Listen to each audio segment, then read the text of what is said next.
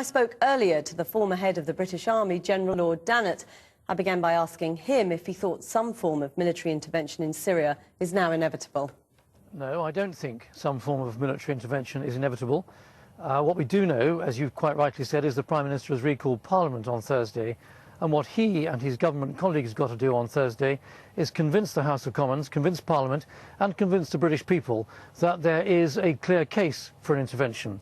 And that clear case will only be made if the strategic context of how such an intervention can be made is laid out clearly. So the objectives, the beginning, the middle, the end, how this is all going to finish, and also to make quite clear to the British people and to Parliament what the UK's national interests in this are.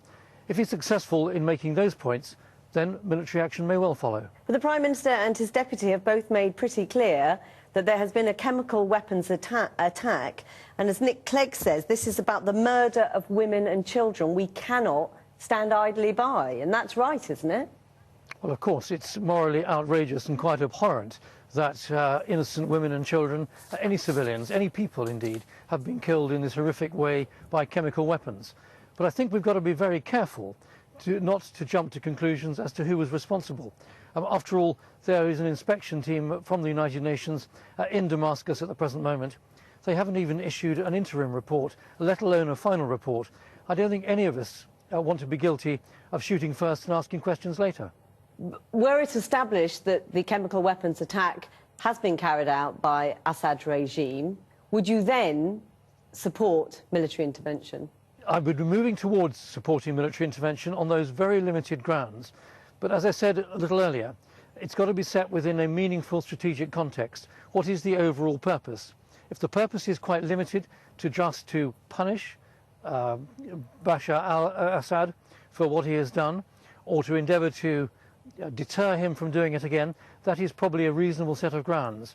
But if we haven't got a clear strategic context, if we don't have clear strategic objectives, then I would be very nervous about carrying out such attacks, indeed personally would oppose them. What is our role in the world if we do stand idly by and don't intervene in that sort of attack on innocent civilians? Well, our role in the world is to abide by international legal norms. Again, we've got to be absolutely clear that what we're doing... It's a breach of international law, isn't it? The use of chemical weapons. We would be acting without a United Nations Security Council resolution. Now, some people say that that doesn't matter. But I think you've got to put it in the wider context. Of course, it's a moral outrage that innocent men, women and children have been killed. But you've got to put it in the overall context of who we would be supporting. Who is the opposition? What is the opposition trying to achieve? And do we know for sure that elements of that opposition are not the same Islamist extremists, Al-Qaeda franchisees that we have not been fighting against and are not currently fighting against in Afghanistan? And we've got to be very clear about what we're going to do and why we're going to do it. And just briefly, are you nervous that this is rather too much about Britain and France being seen to support America and not enough about strategy and the right thing to do? I think that's the whole point that I'm making. If President Obama is very clear that he's got a strategy into which limited strikes like this have an important role to play, then it's legitimate for him to ask us and the French to support him.